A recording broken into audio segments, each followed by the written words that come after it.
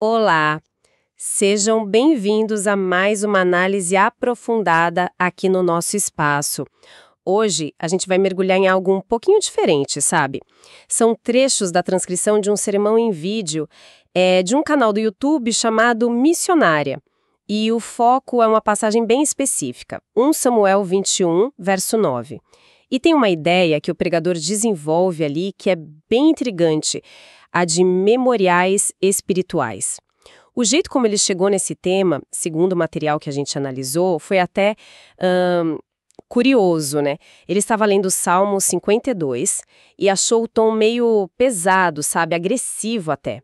E não lembrava direito o porquê daquelas palavras. Aí ele foi pesquisar e descobriu. Era um Salmo de Davi, escrito logo depois que um certo Doeg, o Edomita, esse Doeg dedurou para o rei Saul que Davi tinha passado lá em Nob com o sacerdote Aimeleque. E essa descoberta fez ele voltar lá para a história original, em 1 Samuel 21. Então a nossa missão aqui hoje é tentar entender o centro desse sermão. O que seriam exatamente esses memoriais, nesse sentido espiritual que ele propõe? Por que eles seriam tão importantes assim? E como essa história do Davi, principalmente aquele momento tenso com a espada do Golias, ilustra essa ideia toda? Vamos investigar isso? Exatamente. A narrativa que o sermão escolhe focar, ela nos joga num momento assim de tensão máxima na vida do Davi. Ele tá fugindo desesperado de um rei Saul que tá cego de inveja, de medo. E nesse estado, né, de fuga total, ele chega nessa cidade sacerdotal, Nob. Um episódio bem dramático. Um ponto de virada que, na leitura do sermão, levantam as questões bem profundas sobre fé, sobre memória e sobre como é que a gente lida, né, com as adversidades que parecem intransponíveis. Para a gente visualizar bem a cena, é bom lembrar o contexto todo, como o próprio sermão faz questão de pontuar. Saul, que tinha sido escolhido por Deus, ungido e tudo mais, agora tá consumido pela inveja do Davi. Afinal, né, Davi tinha vencido Golias, tinha casado com a Mical, que era filha do próprio Saul, e virou um herói de guerra, aclamado pelo povo. Lembra daquele cântico? Saul feriu os seus milhares, porém Davi os seus 10 milhares. Nossa, isso para o Saul era insuportável. Ele começou a tentar matar o Davi. A situação era desesperadora. O Jonatas, filho do Saul, mas super amigo do Davi, e a própria Mical, esposa dele, eles ajudam o Davi a escapar. Mas é uma fuga, assim, na correria. Tão na correria que, como o sermão bem frisa, ele sai literalmente só com a roupa do corpo, sem arma, sem comida, sem nada. E é nesse estado que ele vai parar onde? Em Nob. E a localização é muito importante, né? Nobis era uma cidade de sacerdotes da tribo de Levi, mas ficava no território de Benjamim, que era justamente a tribo do Saul. Olha a ironia. E um detalhe crucial: o tabernáculo, a tenda sagrada, estava temporariamente ali, tinha saído de Siló. É nesse cenário todo carregado que o Davi vai procurar o Aimeleque, que era o sumo sacerdote na época. Sim, o cenário é denso de significado. E o sermão ainda traz um detalhe técnico que eu achei interessante sobre as armas da época. As espadas dos filisteus, tipo a do Golias, eram de aço. Era uma tecnologia mais avançada que as de ferro da maioria dos israelitas. Em Israel mesmo, segundo o relato bíblico, só o Saul e o Jonatas tinham armas de aço, provavelmente porque capturaram em batalha, né? Isso ajuda a gente a entender o valor, não só simbólico, mas o valor prático daquela espada do Golias. Era uma arma superior de fato. Certo. Então, Davi chega lá em Nob, encontra o Aimeleque e, para disfarçar a fuga, ele inventa uma história, né? Diz que está numa missão secreta para o rei, urgente, pede comida e acaba recebendo os tais pães da proposição, que eram pães sagrados, ficavam no tabernáculo, normalmente só os sacerdotes podiam comer. Mas a situação era de emergência total. Exato. Aí, depois da comida, vinha o pedido-chave. Davi pergunta se o Aimeleque não tem ali à mão alguma lança ou espada. E a resposta do sacerdote é até lógica, né? Olha, não tenho nada aqui, isso aqui é o tabernáculo, não é um arsenal. Mas aí ele lembra de uma coisa. Peraí, tem a espada de Golias, aquele filisteu que você matou lá no Vale de Elá. Ela está guardada aqui, enrolada num pano atrás da estola sacerdotal. A estola sacerdotal, o éfode, né? Aquela veste importante que o sumo sacerdote usava. Guardada ali, como um troféu, será? É uma possibilidade. E aí vem o momento que o Davi solta a frase que o sermão usa como eixo central da interpretação. Davi responde: não há outra melhor, dê-me essa.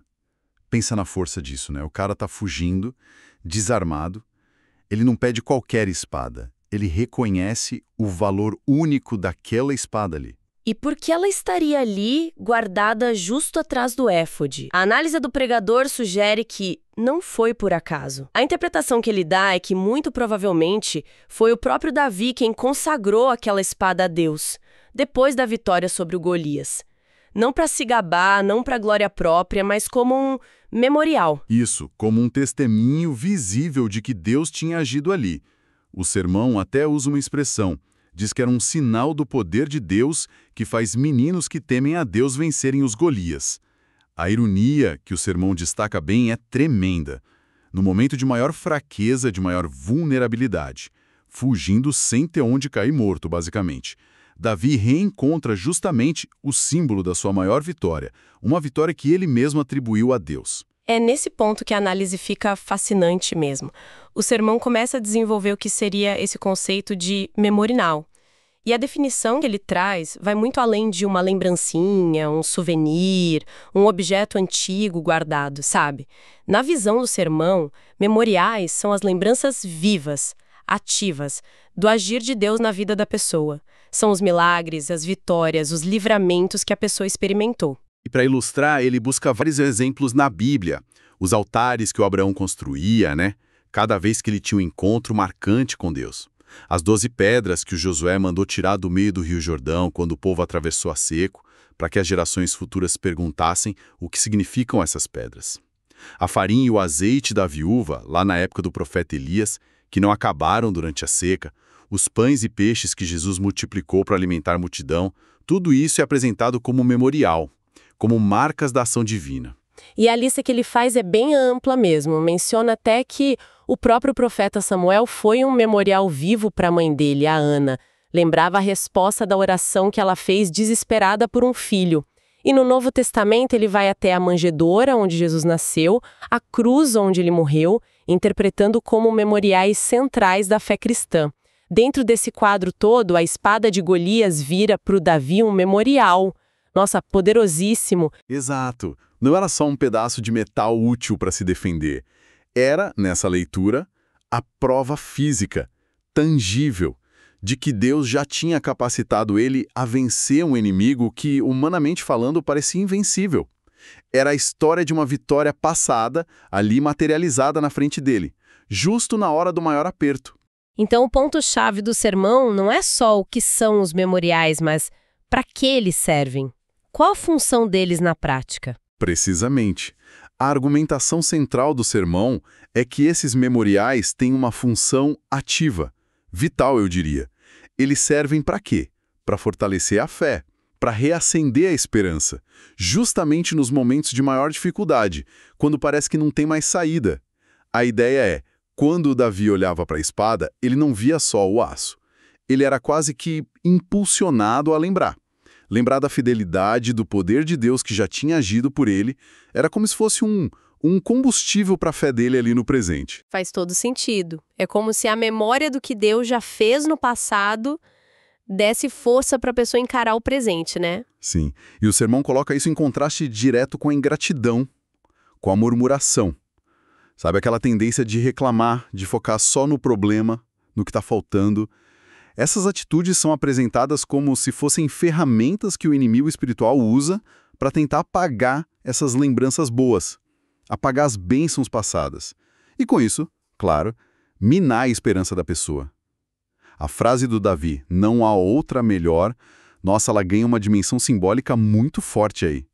Naquele momento de desespero, para ele nada era mais valioso, mais útil para a alma dele do que aquela lembrança concreta, ativada pela espada, do poder de Deus que ele já tinha visto.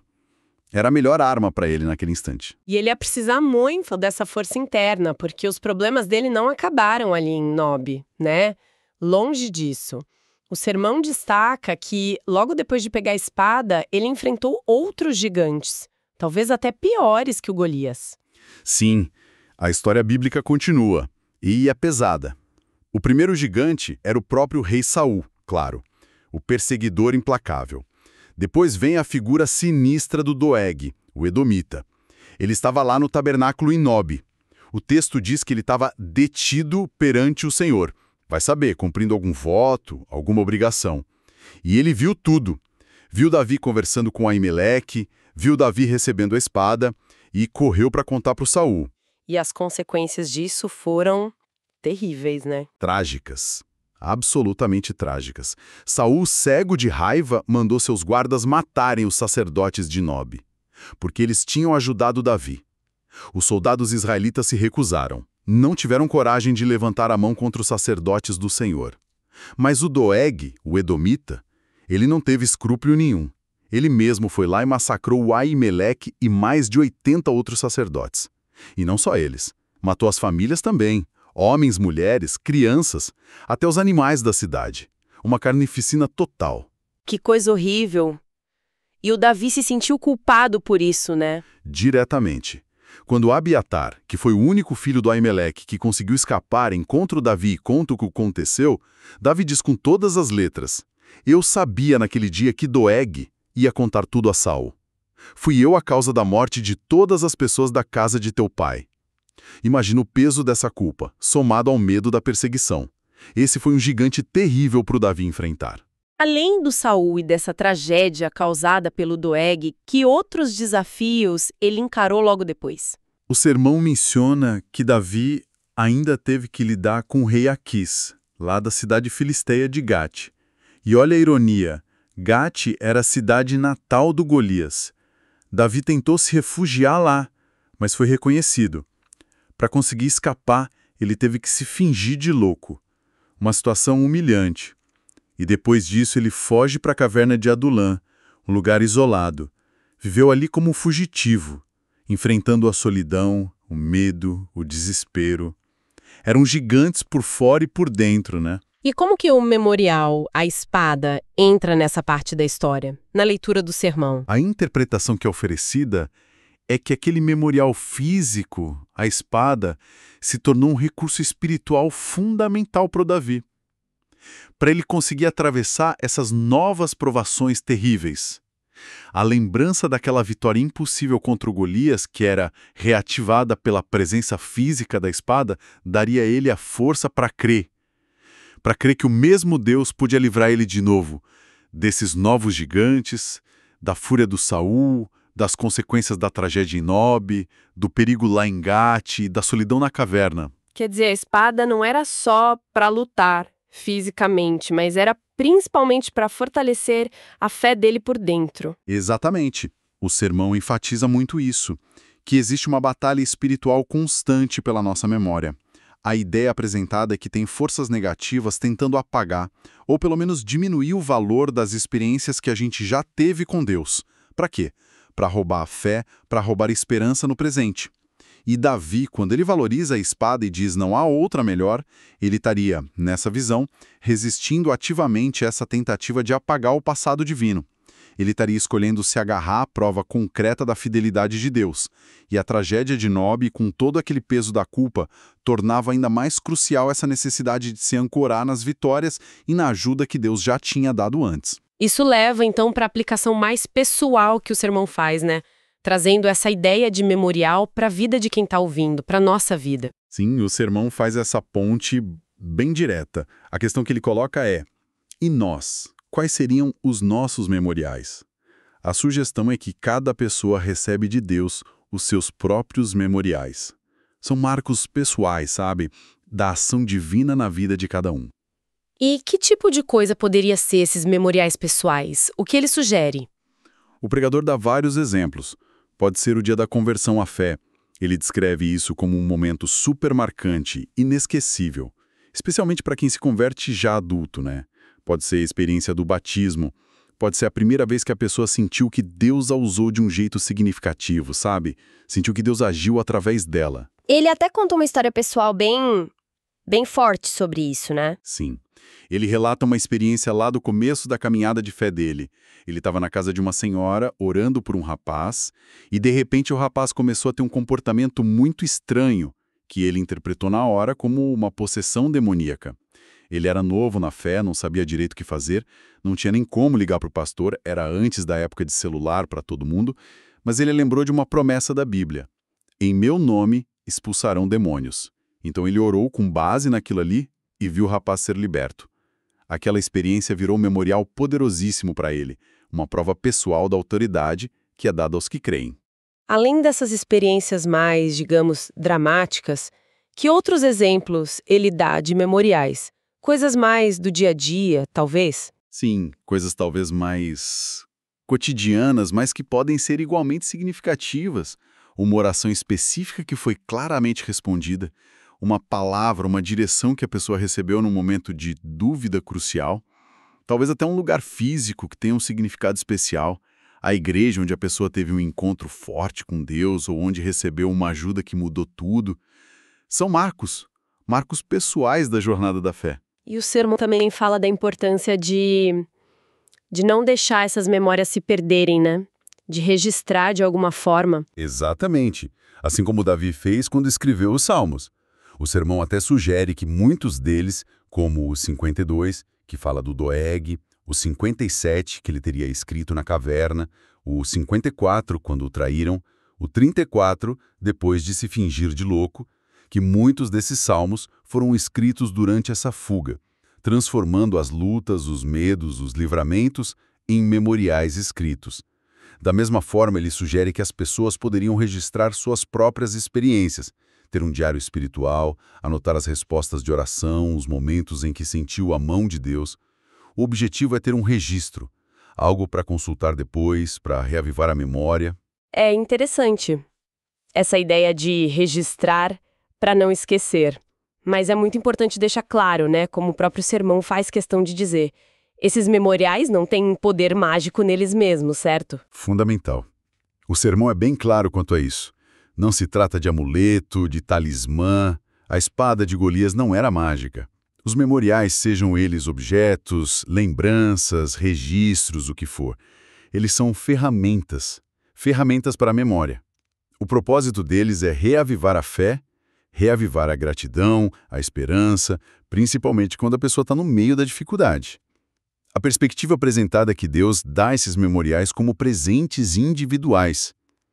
E reconhecer esses presentes, valorizar, usar ativamente na memória, é uma forma de lutar contra a tendência que a gente tem para a ingratidão, para a murmuração, para focar só no problema presente.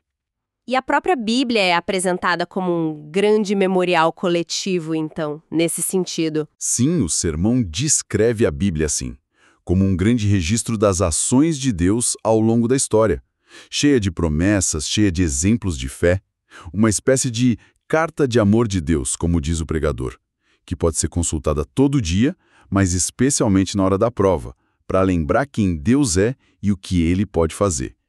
Funciona como um memorial coletivo que acaba reforçando os memoriais individuais de cada um. Então, tentando amarrar tudo isso que a gente conversou sobre a análise desse sermão de 1 Samuel 21:9, a imagem que fica é muito forte mesmo. Davi, lá no fundo do poço, fugindo, desesperado, encontra na espada de Golias muito mais que uma arma. Ele encontra um memorial, um lembrete físico, pessoal, poderoso, da ajuda divina que ele já tinha recebido antes.